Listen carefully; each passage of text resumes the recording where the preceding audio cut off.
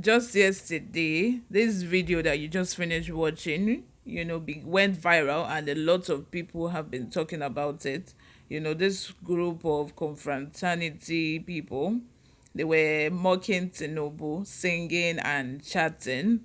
But after this video came out, Professor Soyinka, the Nobel laureate, has come out to disassociate himself from the viral video. As we all know, he's a member of that confraternity. So he said it is really important for him to come out so that people will not think that he organized it and, he set it all up. Just a few days ago, there was a news where Soyinka said a lot of things concerning how Nigeria is being run, corruption and what have you. You see that video right in the politics section of the playlist. I put them together, so go and watch that. Before we go ahead with the details of today's news, if you haven't subscribed to this channel, please do well to subscribe. Hit the like button. Most importantly, click on the notification bell so that you can get notified whenever we post a new video. Without further ado, let's dive straight into the details of today's news. Lagos Lobo Noret, Professor Soyinka, has associated himself from a viral video suspected to have been posted by a member of the National Association of Sea Dogs, popularly known as Pirate Confraternity, at a rally where members appeared to be mocking the health status of All Progressive Congress APC presidential candidate Bola Tinubu. Soyinka, whose reaction was contained in a statement yesterday, described the video as dubious and bizarre. He said, "My attention has been drawn to a video clip making rounds on the internet of a dancing and chanting group in red and white costume, purportedly members of a pirate confraternity. The display acidly targets a presidential candidate in the awaited 2023 elections.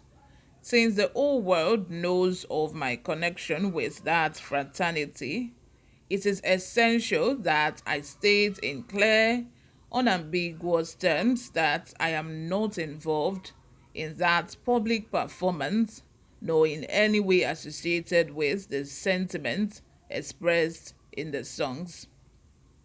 Like any other civil group, the Pirates Confraternity is entitled to its freedom of expression, individually or collectively. So also is Soyinka in its own person. I do not interfere in, nor do I attempt to dictate the partisan political choices of a confraternity. I remain unaware that the association ever engages in a collective statement of sponsorship or repudiation of any candidate. This is clearly a new and bizarre development, fraught with unpredictable consequences. In addition, let me make the following cultural affirmation. I have listened to the lyrics of the chant intently, and I am frankly appalled. I find it distasteful. I belong to a culture where we do not mock physical afflictions or disabilities, very much the contrary. The Yoruba religion indeed designates a deity, Obatala, as the divine protector of the affiliated, no matter the nature of such affiliation. This sentiment is ingrained in us from childhood and remains with us all our lives. It operates on the principle of moral frailty to which all humanity remains vulnerable.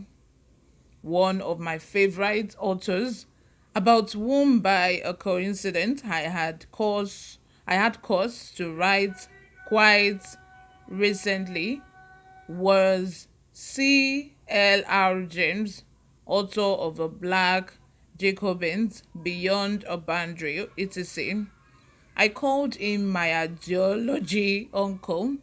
He suffered from Parkinson's disease but remained alert, lucid, and combative for decades after the onset of the disease. We interacted politically at the Tanzanian Pan-African Congress, the Dakar Festival of Negro Arts, and a number of other cultural and political fora. We met frequently in his lifetime, dined together in restaurants despite his challenge. It would be unthinkable and a desecration of his memory to be part of any activity that mocked his affiliation. A further statement will be issued when I have made further inquiries into the strange, uncharacteristic outing of the association. While I get that, it is really important for Wole Soyinka, as I said, to disassociate himself from such. He's a very public figure, and to what I understand now, he holds himself to a very high standard, morally, which I, agree with. And he also made a very valid point, which is that he does not agree with, mocking somebody with their affliction, which is like the moral standard. It's not very okay for you to, no matter how, you think you're unrelated with the person, or the person is a political figure, just because you have, even if you have a personal quarrel or fight with somebody, it's just not something that is morally okay, morally acceptable for people to do, to use. For example, that somebody has a particular problem, and then you now start using that problem to insult that person. It's not morally acceptable. And I get where Wole Soyinka is coming from. And all this confraternity, they do this all the time.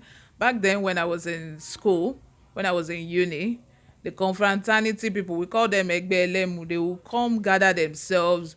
Anybody that they feel has done something bad within that particular institution, they will start singing and start, throwing jabs at the person just for what that person has done. So that is what they do normally, and I think that they felt that it would be a good opportunity for them to, throw jabs at Tinubu without knowing that it will like go viral and cause all this brouhaha. But this is why I'm going to draw the curtain for now. If you haven't subscribed to this channel, please do well to subscribe. I'll see you in my next video. Bye for now.